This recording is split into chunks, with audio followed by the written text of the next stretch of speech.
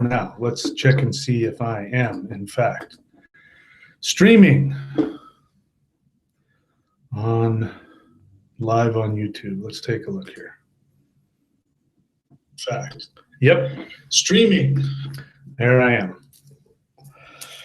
Okay, so let's check a couple other things. Can I do that? Will it let me do that? I honestly don't know. So one person has just joined. So what are we going to do today? We are going to talk about, that doesn't help me. Wait, let's check one other thing here. Good. One other thing here. Yep. Very good. All right, we are good to go. Okay, so ladies and gentle germs, we are going to be talking about the often misunderstood concept of karma and how to,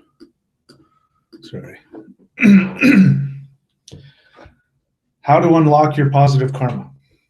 So, while we're waiting for people to show up, let's see, we've got 5 people on here now. While we're waiting for people to show up, let us talk about what karma is. You know, bears repeating, but everybody wants positive karma, including me. You know, when I say everybody, and when I talk about what people want, I'm talking about me too. And we want to unlock, you know, there isn't anybody, unless they're just absolutely, you know, just so focused on being spiritual that they're not thinking about money. There isn't anybody who doesn't want to have, you know, all the good things come to them, all the money and all the love and all that stuff. And I'm no different than anybody else. So that's why I come up with these topics, because I think about it. So karma, as you know, is not rewards or punishment. The universe is not the Bible. That's for children. You know, that's for children that you cannot control. You use the Bible. You use the 10 Commandments. Karma, positive or negative, has nothing to do with that.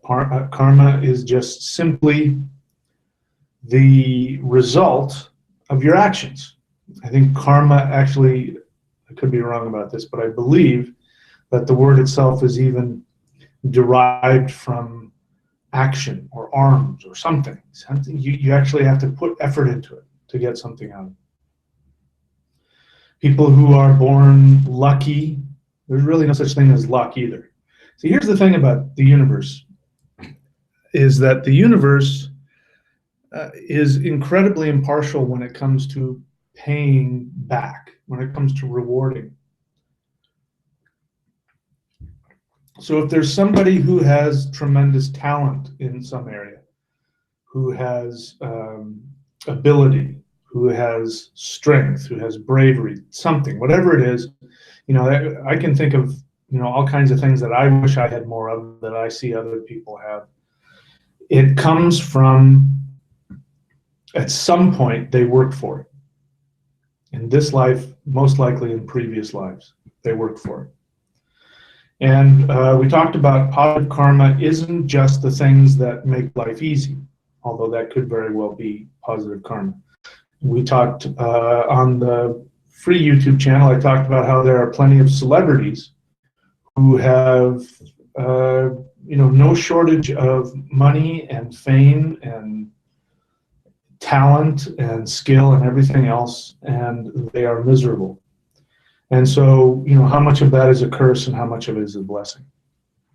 And there are people that don't have a lot who are actually quite happy. And so who is the one that's really got the positive karma going? We talked about that if you are alive and breathing, if you're not suffocating or you know, about to expire from some illness that you don't want to have, then you are functioning on positive karma. And, hopefully I can put into words what I'm about to say. And we're going to get to the secret, because I said I was going to tell you what is the secret to unlocking positive karma. But all of this is related. So there's a couple of reality shows that I like, the competition shows, and specifically ones that have to do with some kind of artistic talent, like The Voice or American Idol or something. I mean, it's hard to get through sometimes because it's so ridiculous. But the reason why I like watching it is because what I look for in the beginning is the character of the people when they show up.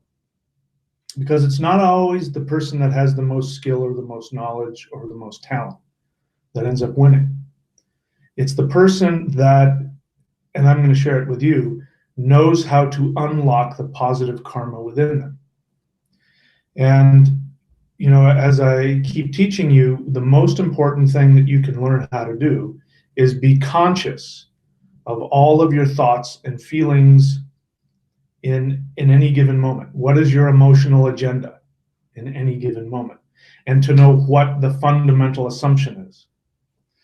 So I'm thinking of a Hell's Kitchen that I watched recently, where there was a couple of people who were extremely skilled, extremely talented, and very hardworking, very disciplined. But they had this bent of either ego or self-criticism. And when the pressure was on, one of those two would come out in them. And they would do something that would end up sabotaging them. So again, what I teach is that if you operate from the assumption that the universe is here to help you, sort of like Gordon Ramsay, no matter how rough the guy is, if you understand that everything he does is to try and help you, push you to your limit so that you can reach in and dig out the best of yourself. And, what I find by the end of those, whether it's a singing competition or whatever it is, that at some point, the people who have some negative unconscious assumption, either about the universe, other people, or themselves, they will do themselves in. And so what's fun for me in the beginning is to go, okay, that person's going to destroy himself. That person's going to destroy himself. Sometimes I'm pleasantly surprised where the person who seems to have, a lot of the problems and has the least self-confidence will, at the end, they'll pull and they'll bring something out. And they'll say, you know what, I'm tired of this. I'm not going to let them stop me and me stop me. And they either win or they come close to winning. And so I am a person who learns by the example of others. This is important. It's really, really important, the example that you set. I'm not talking about getting other people's approval. That's something else.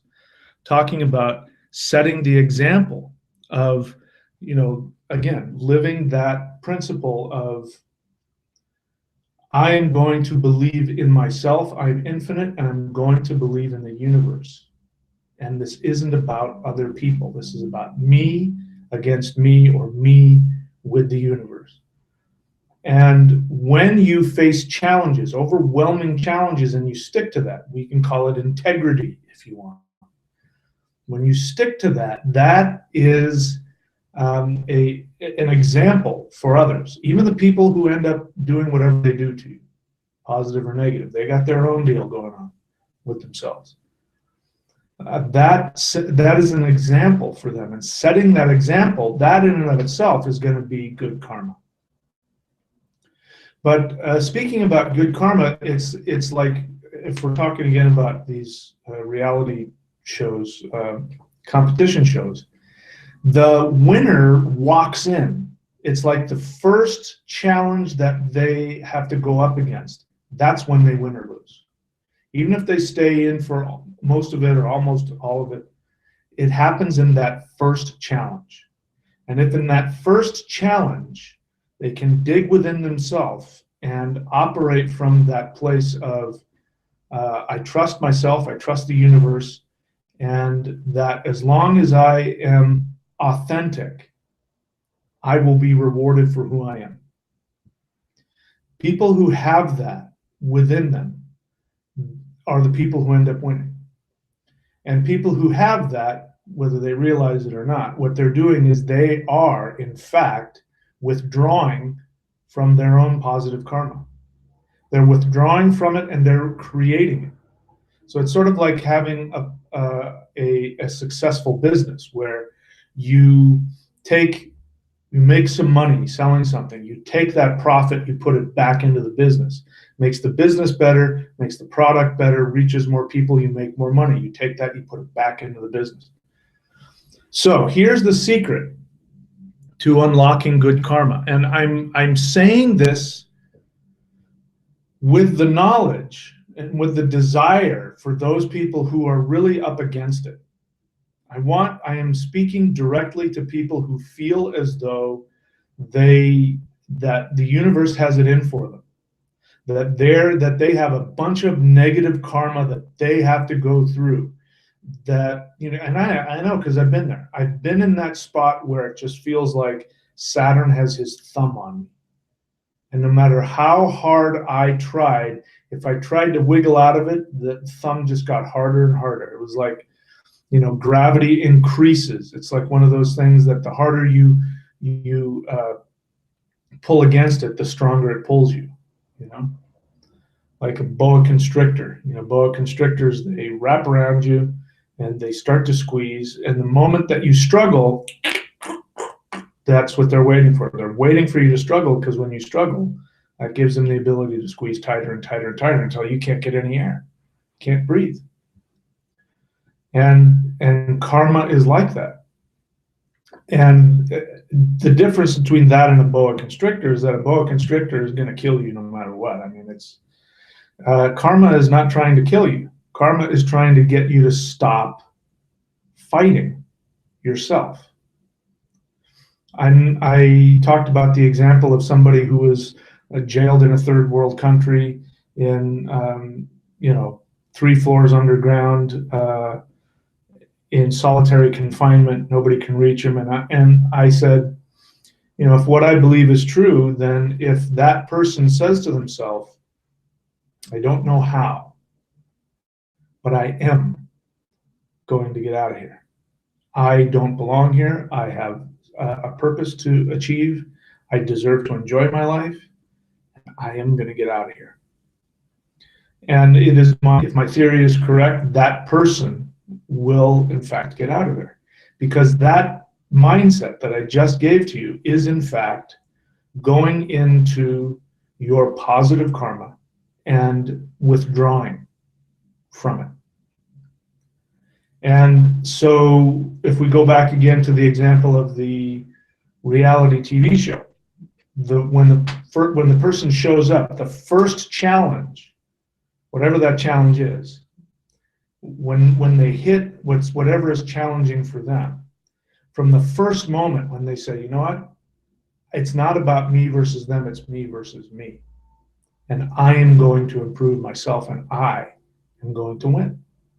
Not I'm going to beat them, or I am going to win for myself. That's when they win the whole thing. Boxers talk about this as well. Some of the greatest boxers. When Muhammad Ali really became the greatest was when he went up against, I forget the guy's name. He's still alive. George Foreman. He went up against George Foreman. George Foreman, if you've ever watched, there's a documentary, there's plenty of film about this fight.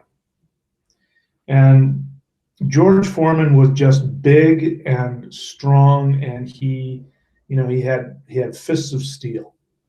And when people saw him training on the bag and they saw what happened when he was connecting with the bag, what was happening, they said, "Holy crap! This guy's, this is some serious stuff." When Muhammad Ali, did all the things that he did, it wasn't just to mess with the other person's mind; it was for himself. And when he was in that fight, there was a point where I don't remember if he got knocked down or something, but he got hit, and he got hit hard. and he talked about sitting, in between the rounds, sitting in that on the on his stool, between the rounds, saying to himself, "How bad do you want this? This is this.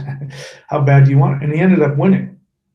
Now I think I think that was the fight that did it to him upstairs. I think that's where he, ended up with his condition later on. I think that's the fight that did it. I mean, when you get hit in the head by somebody that powerful, I mean, it does bad things to the nervous system. But the point is that, that's the other thing about what you want to accomplish in this life. I'll give you another example. The same kind of thing of what we're doing it is, I forget the guy's name, Mr. Olympia, one of the biggest Mr. Olympias, who now can't walk. He has to walk on walkers, and he has to go in a wheelchair because he would lift with such heavy weights that he could remember hearing his spine crunch as he's, lifting these incredible weights, to be the biggest, muscular man in the world. And that's going a little too far, but the principle is the same. It's that you have to be willing to tap into that and believe that that is within you and not let go of that. That is your positive karma. So the phrase that I want to say here to unlock your positive karma is to play the long game. Don't play the short game, because karma, both positive and negative, karma is ruled by Saturn. The planet Saturn is the planet of restriction, the planet of discipline, the planet of work. But what Saturn builds will never be destroyed. Never. And so when you build from that, when you reach inside of yourself and you say, I'm going to play the long game, which means you relax, you stop panicking, and you go to build one brick at a time. When you do that, that sets up not only positive karma for you now, but later. For people who seemingly have just some kind of crazy luck, and they're born into all this luck, and gosh, I wish if I had that life, blah, blah, blah. Those are people at some point in this life and or previous lives where they did just that. They invested in themselves. They invested in themselves. In my life, we talk about my life. I only have a bachelor's degree, and I got it in theater. But before that, I spent 4 years in Bible college and going to seminary.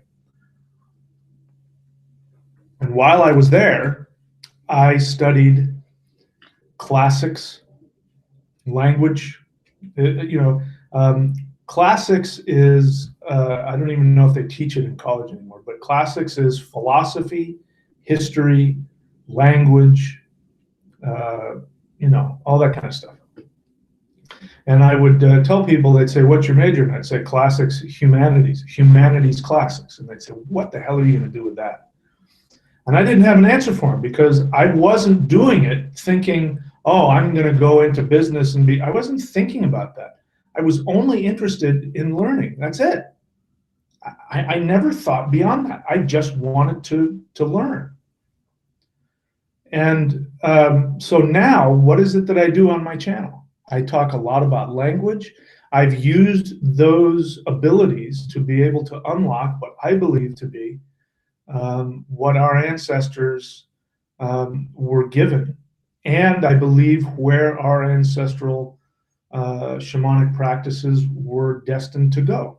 I believe all the new things that I've been coming up with, and not just me, my own students are coming up with, is a direct result of that. And so I worked, you guys don't know how much schooling I did, but I was in school for a long time in 2 different universities. And then I went and started my own theater company, and I learned to act. I mean, I was already an actor, but I learned how to direct. I learned how to write. I learned how to produce. And I busted my ass so hard that I ended up in the hospital at one point. I ended up in the hospital because I was acting in a Maid Stage production. I was teaching acting. I was writing scripts. I was auditioning for film and television. And I was working 2 jobs, running around, refilling fire extinguishers and deliveries and whatever else I could get my hands on just so I could eat. And it finally took a toll of me. I ended up in the hospital. But that has served me, because one of the things that I learned to dig deep in the moment.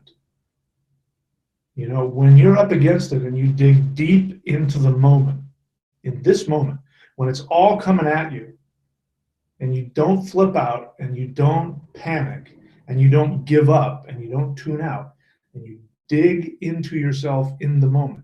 Now, this is applicable no matter what you're doing. If it's about trying to pay the bills, if it's about trying to raise kids, if it's about trying to survive trauma from your childhood, about making the decisions about how do I deal with this ridiculous marriage you're in. I don't care what it is, whatever it is. Your challenges aren't the same as mine, but there's going to be, the quality is the same. Here's the benefit of learning anything. I don't care what it is. I don't care if it's music, like learning how to play the violin, learning how to do yoga, learning martial arts, learning how to paint, learning some kind of a sport. It all comes down to, all of those things are designed to do one thing, which is to give you that ability to dig into the moment and ask Saturn to give you that strength. Saturn, we look at Saturn, the whole Saturn moon matrix, and those Saturn, blah, blah, blah. That's only if somebody is running away.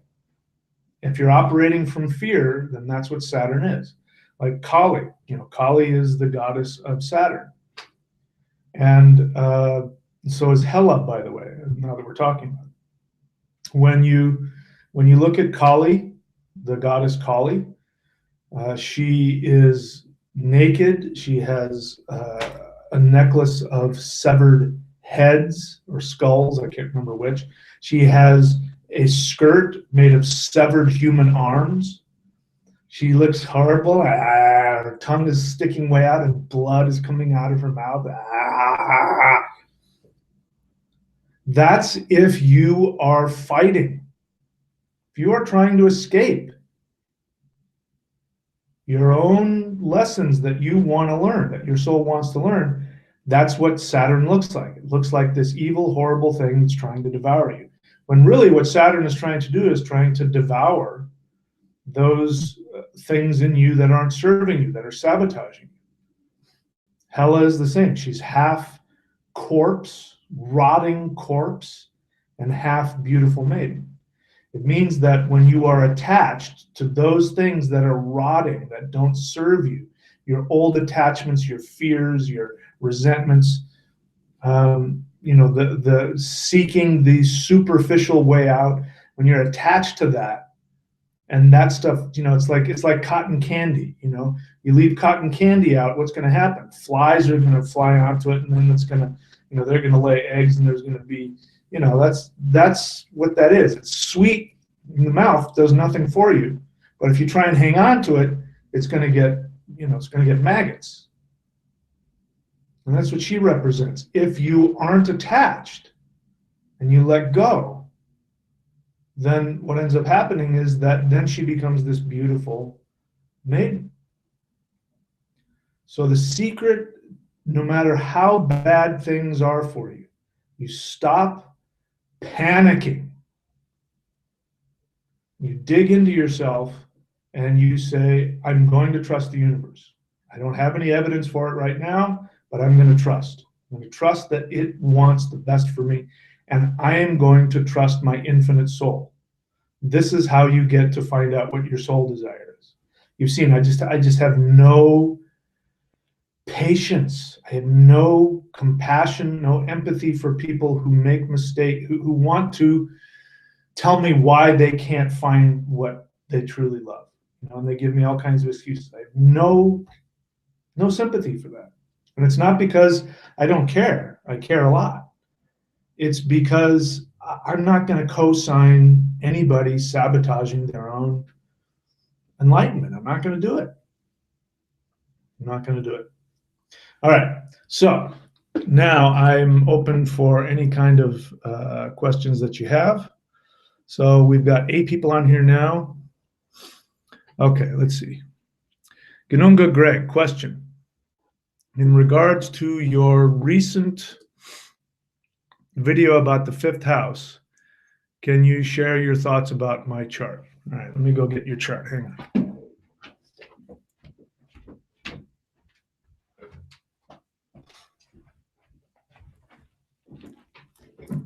All right.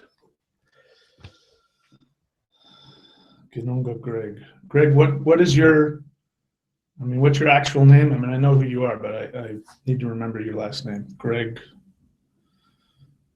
what is it? Let me see if I can guess. Gregory Hierro, right? Okay, so in regards to yours, can you share my chart? 5th house in Scorpio with retrograde Jupiter. So 5th house, Scorpio with retrograde Jupiter. So what you want to look for is you want to look for the planet lording over the house. So the planet lording over the house is the planet that lords over Scorpio.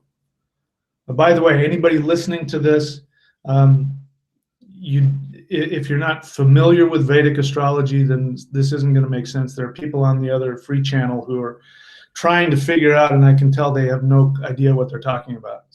And I'm not judging them. It's just, you got to go get some basics. So you can either go and learn my astrology certification course, or, I'm not the only person out there. If you want to get the basics, you can learn the basics of it. So your 5th house, you've got retrograde Jupiter in Scorpio. Scorpio is lorded over by Mars, so we got to find out where Mars is. Mars is in the 7th house, and Mars is conjunct Rahu. Okay, so your Aruda is Taurus in the 11th house with Venus and Saturn. All right, so the first thing we do is we look for the 5th house is the house of your past life. It is what brought you into this life. So Jupiter is retrograde in one of the houses that he loves, the 5th house. The 5th house is, it's the house of children. So Jupiter's happy there because Jupiter represents children, creativity. Jupiter represents spirituality, of course. And so the 5th house represents performance. So a musician, the 5th house is what brings you that. Also the 5th house is this, not just study in school, but study of esoteric spiritual texts. So we've got Jupiter there. So Jupiter brought you into this life. Some karma is connected to that. In Scorpio, meaning having to do with deep intensity. So having listened to your music, it makes sense that you're going to want to play, like old style, what we used to call acid rock. Nobody remembers that name anymore. But before the heavy metal, it was called acid rock or hard rock. So it makes sense that you want to not only play that, but like slow it down and make it really intense and which has kind of a spiritual vibe to it, but like sort of a dark vibe to it. So that all makes sense. So what we do is now, since the 5th house is lorded over by Mars, we follow to where Mars is. Mars is in the 7th house in Capricorn, and it is conjunct Mars. So, since we're doing this, and there's, since you're on this channel and we've talked a lot, he's one of my apprentices that talks with me. Remember last time I said that you needed to connect with other people.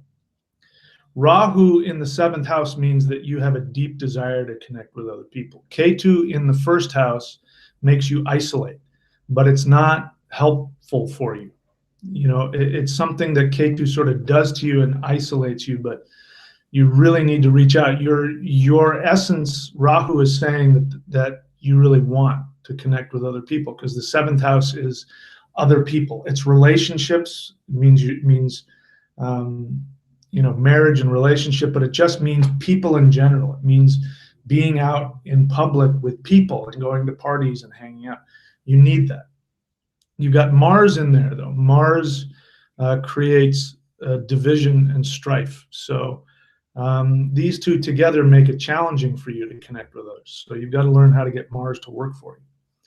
So this means, now that we've been talking about it, this means that, knowing what I know about you, your career is gonna be connected to bringing that retrograde Jupiter, which is Jupiter looking in the past, in the 5th house, which has to do with arts, music, things like that, dark, stuff, and to bring it out into public, literally like being in bars with people around you and playing for them.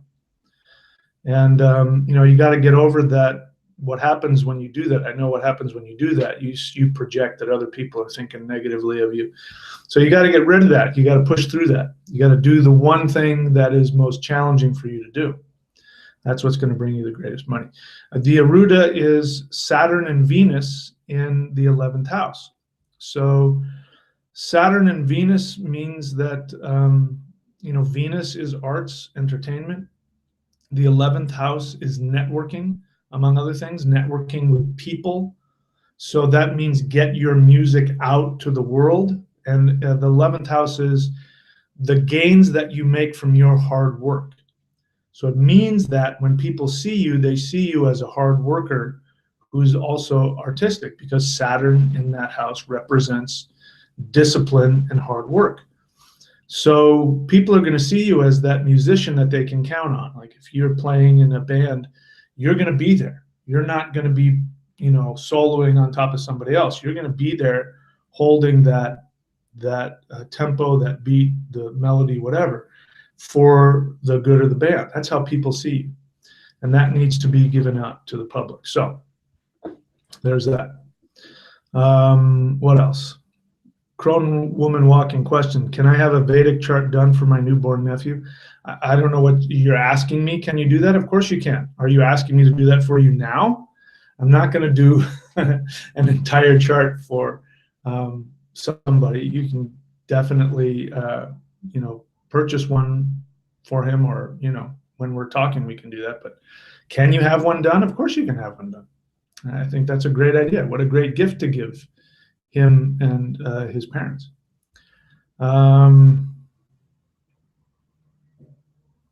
Your sister wants you to baptize him to Yemaya.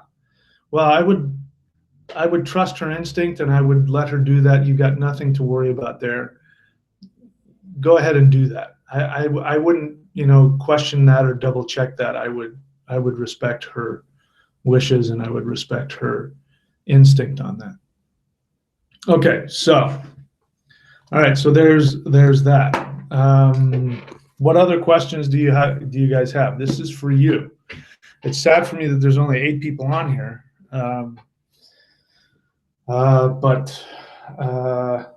yeah. So any other questions that you guys have about what I'm talking about? While I'm waiting for any questions, let me see if there's anything else that I need to say about this. Anything else that I need to say about this? No, I kind of said what I wanted to say. It's ironic. You have to. Ironic isn't, maybe it's the right word. It's counterintuitive. Being able to release positive karma into your life right now is counterintuitive, because what we want is we want the immediate. And trying to get the immediate is like, credit card debt. Sure, you can have a credit card and you can go out and buy a boat if you want. But you're going to have to pay it back, and you're going to have to pay it back with interest. And the longer you wait, the more interest is accrued. So the attitude of wanting things right now doesn't serve us. It doesn't mean that we can't have that. There are lives that people have, and there are times in our lives where we get these sudden, happy blessings seemingly out of nowhere. And if it truly is out of nowhere, then it's coming from a previous life of doing what I'm talking about. Digging into your integrity in the moment and playing the long game. That's where it all comes from. So we don't have any control over that because we don't remember. We don't remember what we did in past lives, and we don't know what we've scheduled for this life for that good karma to suddenly appear. We don't have any control over that. But what we do have control over is to make the decision to change or to invest in our assumptions that the universe wants to help us, that I deserve to have everything that makes me happy, and I'm going to dig into this moment right now and live for my integrity, and I'm not going to walk away from that. And that is going to create the karma. And and I say that because that's the one thing that we have some measure of control over. Everything is a choice. Everything is a choice. So I recommend that you guys do the same thing that I do, which is think about the people in your life. Think about the people in your life who are miserable. They're your best teachers. And if you've known them for a long time, go back in your memory and try and go back to when they weren't miserable. And then, catalog in your mind what they did, the choices that they made. And see how all of those choices added up. Because the reverse is true. If in the moment you run away from your integrity, if you don't invest in yourself, if you don't trust and act from that trust, then you create what we consider to be negative karma, which is really you just doing it to yourself. You're sabotaging yourself. You can't see it in the moment because I'm doing everything I can. But you can't see it in the moment, but that's what's happening. We have the benefit when we watch other people, we have the benefit of being able to see what they can't see about themselves. This is, again, another reason why it's good to always have people, counselors, friends, people that you can go to who will tell you the truth and tell you what they see. Very important to listen to that. Here's, before I forget, if 2 or 3 people who are not connected to each other are telling you the same message, that is a message from the universe that you need to listen up to that. There's something in that for you. And it's important to hear that, especially if they don't know each other. They know each other, maybe they're ganging up and they have their own issues. But if they don't know each other and 2 or 3 or more are saying the same thing, you got to listen to that. All right, so Crone woman walking question. Frau Perchta said to me, sometimes you have to show your ugliness to the world. What could she possibly mean? What she's saying is, the word ugliness has some judgment attached to it, and that's your judgment. That's not our judgment, that's your judgment. I don't know what your ugliness looks like. I talked about this on the prelude to this. My ugliness is I'm very stubborn, I'm arrogant, and I am direct, sometimes cruelly so. I can be very cruel in my directness. And I smell blood. When I smell somebody's in denial, I'm like a shark. I smell blood and I have to go after it. And, it's ugly because sometimes I'm ruthless when I do that. Now, this isn't something I personally like about myself. It feels very ugly. But I've come to accept that as a teacher, this is something that, and I'm continuing to work on it, but this is something that I'm here to do. This is my job. My job is to be retrograde Jupiter with Mars in the 3rd house. That's my job. And when I have embraced that, when I started to embrace that and I didn't hold back, the first few videos, especially, it came out in the question and answers. When I first started doing question and answer videos, that's when it really came out.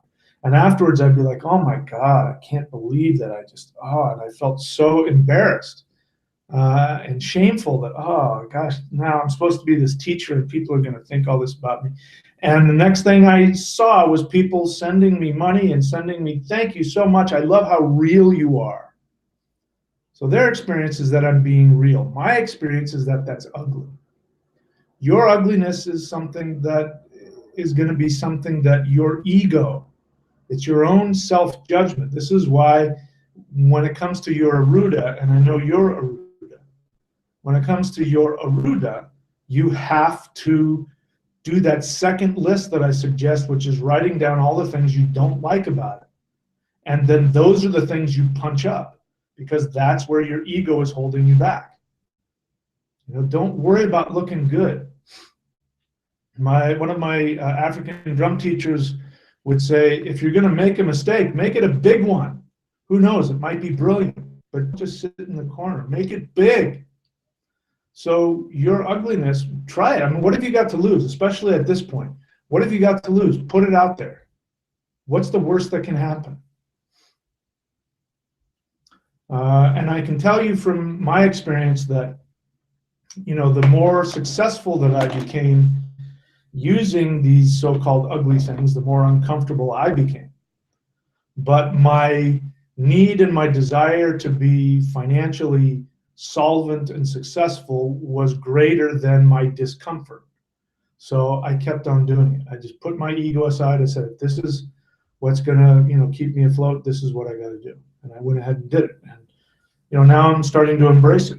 And, ironically, the more that I embrace it, at least from my perspective, the softer I become in my delivery. So, Cronin woman, okay. Yeah, so she's got a lesson there for you, so listen to it. Mark Graham, question. When doing the shamanic journey to find spirit animal, as soon as I entered a clearing, a fox was capering around. When I asked for my animal guide to appear, a bear came from the forest. Both animals remained throughout the journey. Well, I don't see any reason why you can't have two.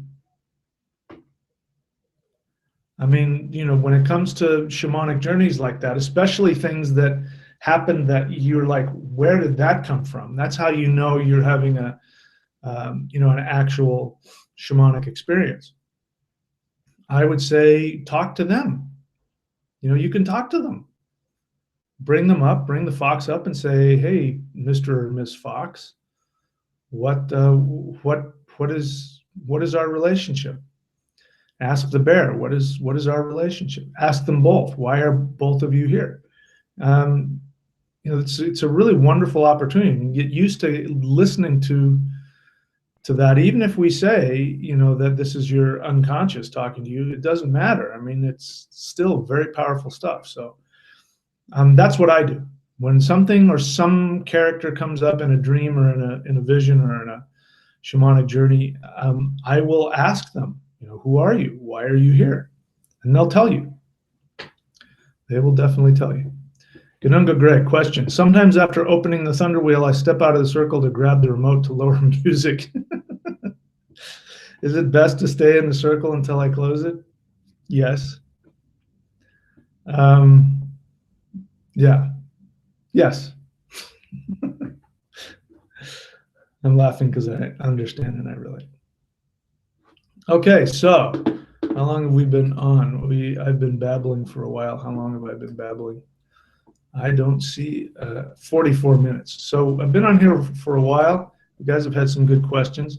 If you have questions, now's the time, because Matt Matterson, question, is it better to do Qigong in the morning or the evening? It sort of depends on the Qigong, but my Qigong, the celestial Qigong, do not do it from noon till 3 in the afternoon. The celestial qigong that I teach is most powerful at night, especially the closer you get to midnight. But having said that, you can do it in the morning. But good morning qigong is like tai chi. Tai chi is good in the morning. Yoga is good for sunrise or morning. So it depends. If it's the stuff I teach, you'll get more power out of it at night than you will during the day. Okay, what else? Anything else? Any other questions? No more questions? All right, do I have any announcements for the channel?